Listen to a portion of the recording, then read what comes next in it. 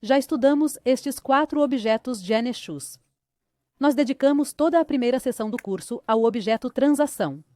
Era um objeto fundamental porque criava sua ou suas tabelas e implementava uma tela para realizar as operações CRUD sobre ela ou elas.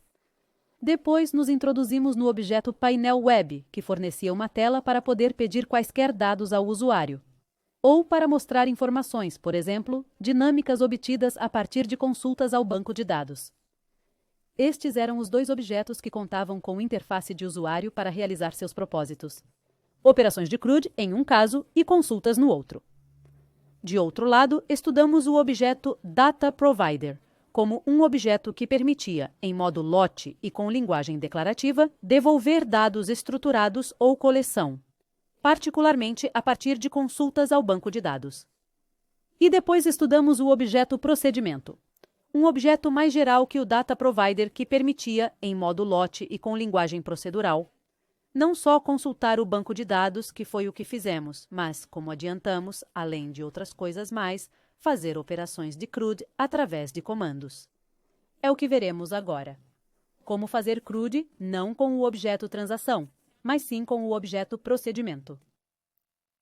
Deixaremos para o final desta sessão estudar uma forma intermediária entre CRUD via transação e CRUD via comandos de procedimento, que é a oferecida pelo componente de negócios, e que é a que será mais conveniente na maioria dos casos. Não se tratará de um objeto, mas sim de um tipo de dado, pelo que poderá ser utilizado em vários dos outros objetos. Já o veremos. Se esta é a estrutura da nossa transação atração, sabemos que a partir dela será criada a tabela atração, com category_id como chave estrangeira para a tabela categoria, e os atributos country_id e city_id, formando juntos uma chave estrangeira para a tabela country_city. A transação é importantíssima no modelo de dados, porque afeta a estrutura do banco de dados. Além disso, oferece uma tela no front-end para que o usuário possa realizar operações de CRUD sobre sua tabela associada. Ou seja, com o mesmo objeto, a tabela é criada e uma tela é oferecida para manipulá-la. Aqui vamos nos perguntar como fazer essas mesmas operações, mas em modo lote, com comandos em um objeto procedimento, que rodará no servidor sendo parte do back-end.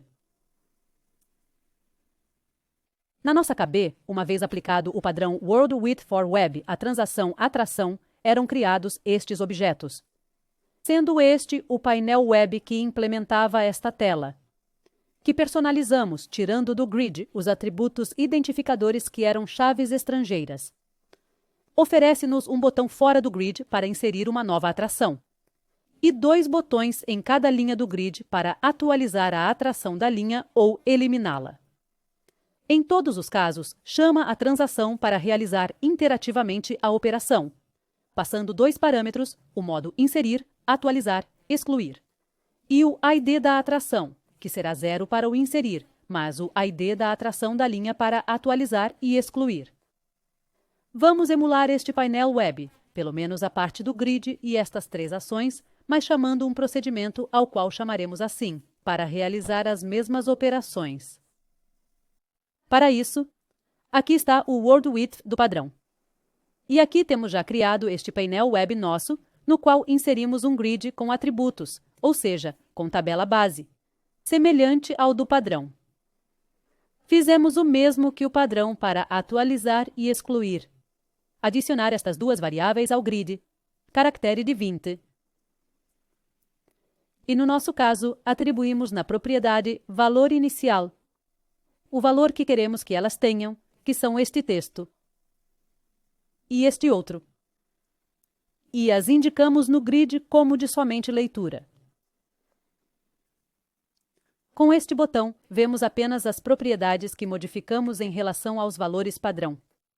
Então vemos que mudamos também estas 2 propriedades. Por quê? Para que o grid e as colunas fiquem iguais ao painel web do padrão. Agora vamos adicionar um botão Inserir fora do grid. Nós o arrastamos e soltamos onde queremos que ele fique. Indicamos que o evento associado se chamará Inserir. Será um evento de usuário. O botão mostrará por padrão como legenda esse valor. Podemos pedir para que o alinhe horizontalmente à direita. Aqui não o vemos, mas será apreciável na execução. Bem, agora temos que programar as 3 ações. Comecemos pela ação de inserir. Se posicionados sobre o botão, escolhermos Ir para evento. Nos leva ao código, já com o evento especificado, esperando que o codifiquemos. Aqui, a um botão foi associado um evento criado, definido por nós. Como associamos um evento às variáveis atualizar e excluir do grid? Em um grid padrão, as colunas não podem ser outra coisa senão variáveis ou atributos. E é por isso que não podemos colocar botões ali, como pudemos fazer com o de inserir. Poderíamos usar outro tipo de grid para permitir isso. Mas a outra opção é esta: usar variáveis. E, por exemplo, programar o evento clique nelas. Assim, podemos ter o evento clique da variável atualizar e o clique da variável excluir. Agora sim, já temos tudo o necessário para nos concentrarmos no assunto deste vídeo. Como realizar cada uma destas operações com um objeto procedimento? Concentremo-nos primeiro nas operações de atualizar e excluir e deixemos a de inserir para o final. Executemos o Web Panel como o temos até aqui. Se clicarmos em atualizar ou excluir, nada acontece, pois ainda não codificamos nada. O que quereremos é que, se o usuário clicar sobre este atualizar para esta linha, que corresponde ao valor 2 do atributo ID da atração, se invoque o procedimento que vamos criar, informando que queremos atualizar a atração com o ID correspondente ao valor do atributo desta coluna para esta linha. E se o clique for efetuado sobre a opção excluir, nós deveremos informar que, para aquele mesmo valor de attraction ID, a nossa intenção será a de removê-lo completamente. Se fizermos isso sobre o work with criado pelo pattern, vemos que ele chama a transação, que já abre em modo update e com o registro em edição. Para isso, o pattern adicionou a transação attraction, entre muitas regras, uma regra parm com 2 parâmetros de entrada. Esta variável mode, que já vem predefinida em todo o objeto GenXChoose e que já analisamos em outro vídeo. E esta outra, attractionId. Sobre a variável mod do tipo caractere de 3, lembremos que assumiria o valor ints para representar o insert, upd para o update e dlt para o delete. Para tornar isso semanticamente mais claro, o GenXChoose fornece um domínio enumerado que está neste módulo, o qual tem o nome de trnmode. Vemos que o seu tipo de dado é justamente character de 3 e que o enumerado se compõe de 4 valores, com estes nomes e descrições. Isso possibilitará que, ao invés de fazermos a verificação de mod igual a upd, possamos perguntar por mod igual a trnmode.update, o que é bem mais claro. Portanto, se fizermos a chamada ao procedimento que vamos criar desta maneira, os seus parâmetros de entrada podem ser idênticos aos parâmetros da transação.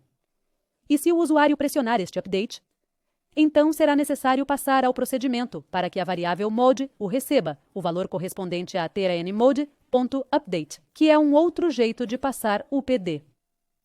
E como segundo parâmetro, devemos enviar o valor contido no atributo attractionId.